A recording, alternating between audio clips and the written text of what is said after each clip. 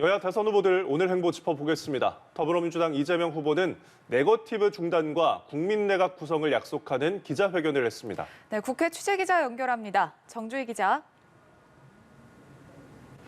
네, 이재명 후보는 오늘 오전 9시 새로운 민주주의로 정치 교체를 하겠다면서 정치 개혁 관련 공약을 발표했습니다. 어제 손흥길 대표가 서울 종로 등 재보궐선거 3곳에 대한 무공천을 발표하고 측근 의원들이 백의 종군을 선언한 것에 연장선상에 있는 쇄신 행보로 풀이됩니다. 이 후보는 정파와 연령 상관없이 국민 내각 통합 정부를 만들겠다며 구체적으로는 총리 추천제를 검토하겠다고 했습니다. 아울러 3040 장관을 적극 등용해 대한민국 역사상 가장 젊은 내각을 구성하겠다고 강조했습니다. 또 앞으로 일체의 네거티브를 중단하겠다며 야당도 동참해달라고 촉구했습니다.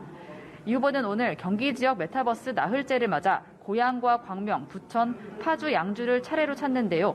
부천 근로자 종합복지관에서 노동 공약도 발표할 계획입니다. 이 후보의 경기도 일정은 당초 내일까지였지만 일정을 변경해 이낙연 전 대표와 함께 광주를 찾아 호남 일정을 소화할 것으로 알려졌습니다. 네, 국민의힘 윤석열 후보는 외교 안보 비전을 밝혔고요. 또 국민의당 안철수 후보는 대선 승리 결의대회에 참석했다고요? 네, 윤석열 후보는 선대본부가 주최한 외교 안보 관련 정책 토론회에 참석했습니다. 윤 후보는 헌법 정신을 명확히 하고 국가 정체성을 확실하게 인식하는 것이 안보에서 가장 우선시되는 조건이라고 강조했습니다.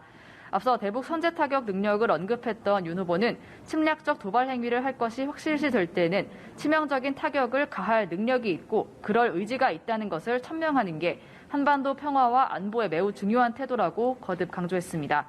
윤 후보는 21번째 심쿵 공약으로 재활 로봇을 활용한 보행 치료에 대한 의료 수가를 상향하고 건강보험 적용을 확대하겠다고 약속했는데요. 오후에는 국회의원과 원외 당협위원장들이 총집결하는 필승 결의대회에 참석한 뒤 이북도민 탈북민들과 신년 인사를 합니다. 국민의당 안철수 후보도 지역 선대위원장들과 대선 필승 결의대회를 열었고 오후에는 반기문 재단을 찾아 반기문 전 유엔 사무총장에게 신년 인사를 할 예정입니다.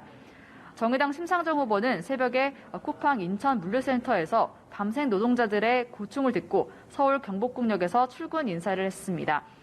한편 안 후보 측이 제기한 양자토론 방송금지 가처분 신청 결과는 오늘 나올 예정입니다. 법제사법위원회는 박범계 법무부 장관을 상대로 현안 질의를 하고 있죠. 어떤 내용이 다뤄지고 있습니까? 네, 국회 법사위는 오늘 오전 10시 반부터 전체 회의를 열고 박범계 법무부 장관을 상대로 현안 질의를 시작했습니다. 이재명 후보의 성남시장 시절에 있었던 대장동 개발사업 특혜 의혹과 윤석열 후보 배우자 김건희 씨의 도이치모터스 주가 조작 의혹 등 검찰이 수사 중인 사안들을 놓고 여야가 공방을 벌이고 있는데요. 국민의힘 유상범 의원은 이 후보의 성남시장 재직 시절 벌어진 프로축구 성남FC 뇌물 의혹을 수사하던 검사가 사의를 밝힌 것과 관련해 검찰이 있는 죄도 덮는 조직으로 인식될 것이라며 수사 무마 의혹을 제기했습니다. 이에 박범계 장관은 성남지청 수사과가 독자적으로 수사해서 무혐의 의견을 낸 것이라며 사의를 낸 검사와 지청장이 보안 수사 방향과 방법에 대한 견해 차이가 있었던 것 같다고 답했습니다. 한편 윤 후보 장모가 어제 요양급여 부정수급과 관련해 2심에서 무죄 선고를 받은 데 대한 질의도 예상됩니다. 지금까지 국회에서 연합뉴스TV 정주희입니다.